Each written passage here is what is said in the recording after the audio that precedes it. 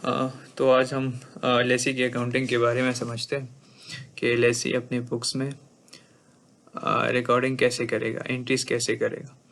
तो लेसी तो सबसे पहले ये करेगा कि वो लीज लाइबिलिटी को रिकॉर्ड करेगा। अब वो लीज लाइबिलिटी की फिगर कैसे निकालेगा? तो लीज लाइबिलिटी के लिए वो प्रेजेंट वैल्यू निकालेगा, मेनली 5 आइटम्स का, जिसमें सबसे पहले जो होगा वो फिक्स पेमेंट्स होगी। सेकेंडली होगा वेरिएबल पेमेंट्स, जो कि किसी इंडेक्स पे बेस करेगी। यहाँ पे मैं बताता चलूँ कि इंडेक्स जो है वो इंडेक्स ही होता है। आई मीन टू से कि कोई काइबर वगैरह होगा, ऐसे नहीं होगा कि वो मतलब किसी सेल पे बेस कर रहा होगा। लाइक वो ये नहीं कहेगा कि सेल का 1% होगा तो वो भी वो रिकॉर्ड करेगा, ऐसे नहीं होगा। ये किसी काइबर पे बेस करेगा। और थर्ड जो है जिसमें से गारंटीड रेसिजुअल वैल्यू होगी, और फोर्थ बार्गेन परचेज ऑप्शन की एक्सरसाइज प्राइस जो भी होगी, और फिफ्थ जो है टर्मिनेशन पेनल्टी अगर कोई एग्जिस्ट कर रही होगी। तो इन सब का जो है वो पीवी निकाल लेगा और उसकी जो वैल्यू आएगी उसके अगेंस्ट वो लीज लाइबिलिटी रिकॉर्ड कर देगा। इसके अलावा कोई इनिशियल डायरेक्ट कॉस्ट होगी या डाउन पेमेंट होगी तो वो रिकॉर्ड कर देगा।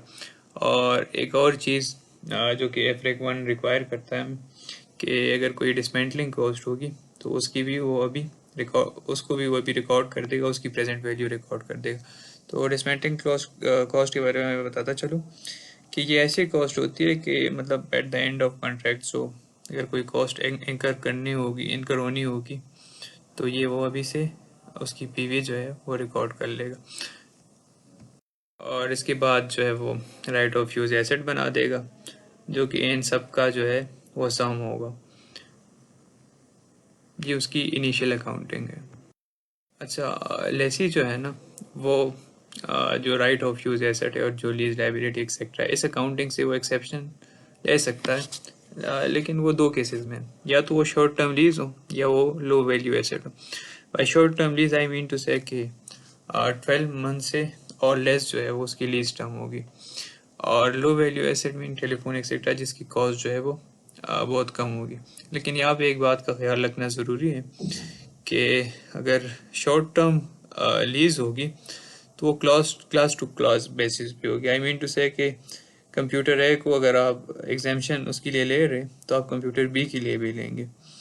और दूसरे लो वैल्यू के केस में जो है वो ऐसे नहीं है, उसको आप लीज टू लीज बेस पे आप मतलब उसको देख सकते हो और अकॉर्डिंगली आप एग्जामेशन ले सकते हैं।